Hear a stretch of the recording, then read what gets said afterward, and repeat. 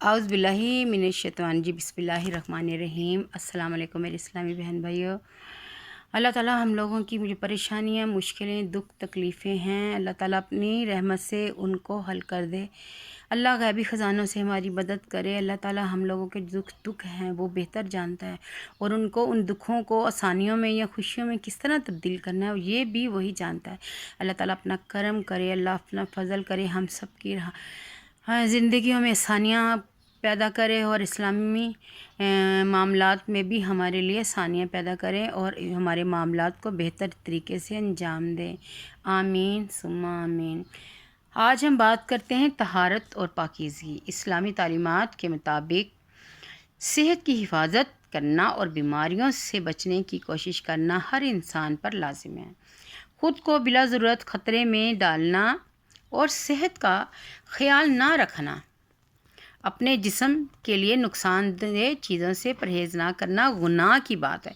اگر یعنی کہ ہم لوگ جانتے ہیں کہ یہ چیز ہمارے لیے ٹھیک نہیں ہے، اس کے باوجود بھی ہم وہ بات کرتے ہیں تو وہ کیا ہے؟ گناہ میں شامل ہو جاتا ہے۔ ایک تو بات ہے نا کہ ہمیں معلوم نہیں ہے، اگر ہمیں معلوم ہے اور اس کے باوجود بھی ہم اس چیز سے نہیں رک رہے، یا ہم وہ چیز کر رہے ہیں جس کی وجہ سے ہمیں پریشانی یا ہماری صحت خراب ہونی ہے، تو وہ گناہ میں شامل ہو جاتا ہے۔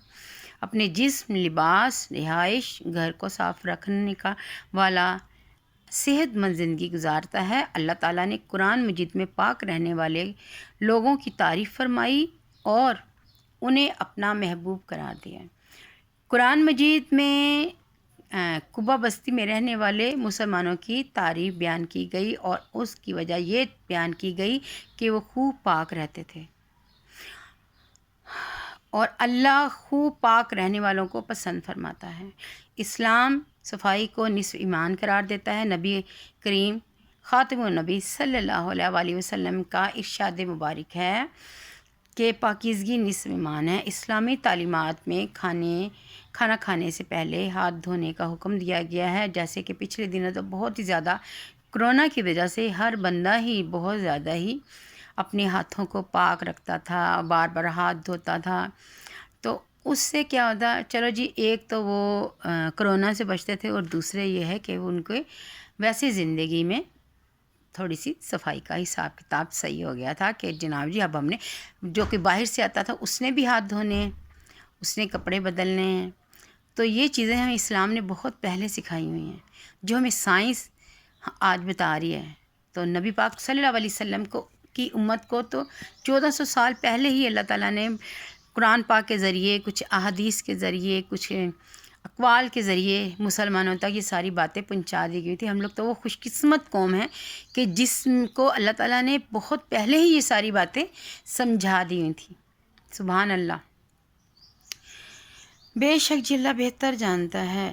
کھانے پینے کی چیزوں کو ڈھانپ کے رکھنے کا حکم دیا گیا ہے۔ نیز کھانے پینے کی گرم چیزوں میں پھونک مارنے سے منع کیا گیا ہے۔ ماحول کو بیماریوں کے جراثیم سے محفوظ رکھنے کے لیے کھانستے اور چھینکتے وقت ہاتھ یا کپڑا اپنے منہ پر رکھنے کی ہدایت ہے۔ یعنی جب آپ کو کھانسی آ جائے یا کوئی بات ہو تو آپ کوشش کریں کہ آپ سائڈ پہ ہو جائیں، اس چیز کے پاس نہ رہیں۔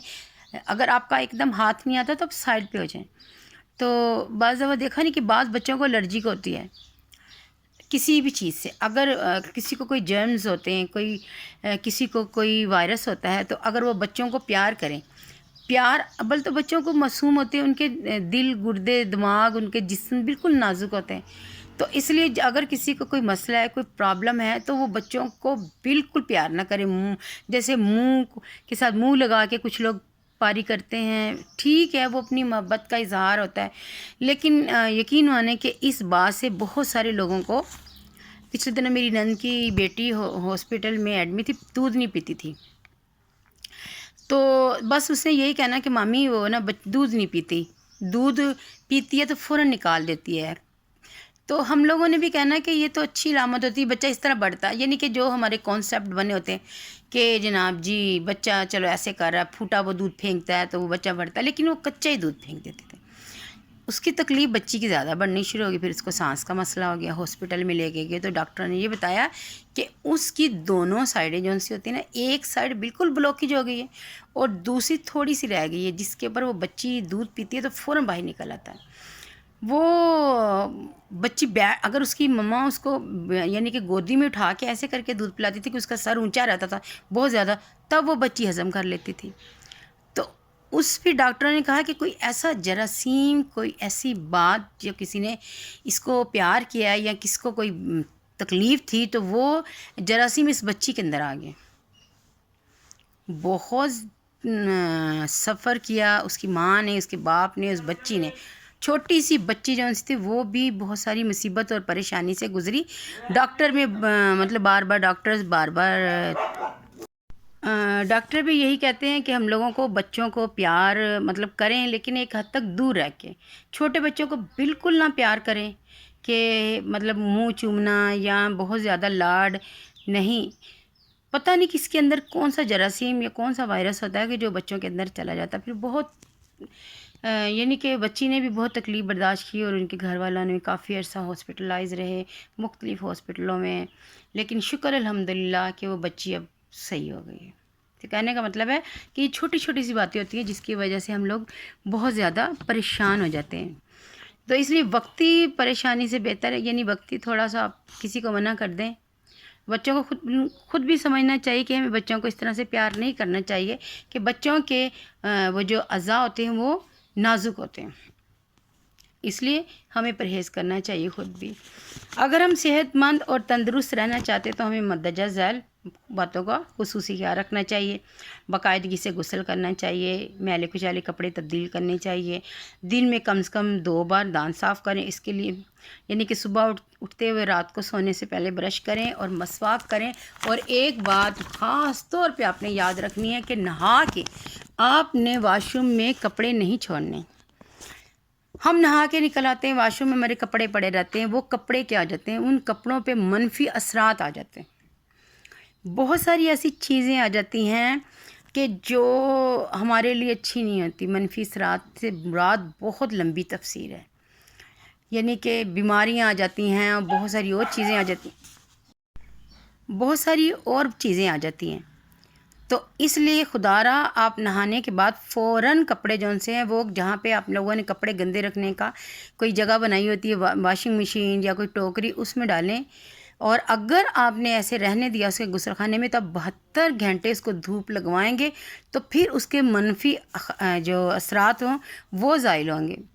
اور اس میں بہت ساری چیزیں آ جاتی ہیں، بہت سارے مطلب مسائل پیدا ہو جاتے ہیں۔ اس لیے آپ نے نہانے کے فوراً بعد ہی وہ آپ نے کپڑے اتار کے وہاں سے تو آپ نے کسی دوسری جگہ جہاں پہ آپ گندے کپڑے رکھتے ہیں وہاں رکھیں۔ یہ بہت ضروری ہے۔ کھانا کھانے سے پہلے اور کھانا کھانے کے بعد ہاتھ دھونا، بیت الخلاء استعمال کرنے کے بعد اچھی طرح صفائی کرنی اور پھر آپ نے اس کو اپنے ہاتھ صابن سے دھونے۔ کوڑا کرکٹ سڑکوں اور گلیوں میں پھینکنے کی بجائے مقررہ جگہ پر ڈالنا، گھر اور کام کاج کی جگہ کو صاف ستھرا رکھنا، جیسے لباس اور جسم کو پاک رکھنا ضروری ہے، اسی طرح سوچ کو اور جسم کو پاک رکھنا بھی ضروری ہے۔ یعنی بری سوچ اور ناپاک خیالات انسان کو میلا کر دیتے ہیں۔ ہمیں اپنے خیالات اور اپنے جون سی ہماری وہ فیلنگز، تعلیمات نبوی صلی اللہ علیہ وسلم، سچا مسلمان وہ ہے جس کی زبان اور ہاتھ سے دوسرے مسلمان محفوظ رہیں۔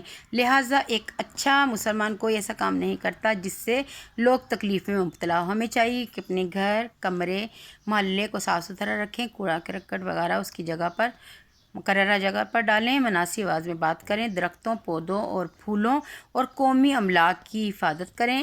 اسی صورت میں ہم ایک اچھے شہری اور ایک اچھے مسلمان بن سکتے ہیں۔ آمین ثم آمین۔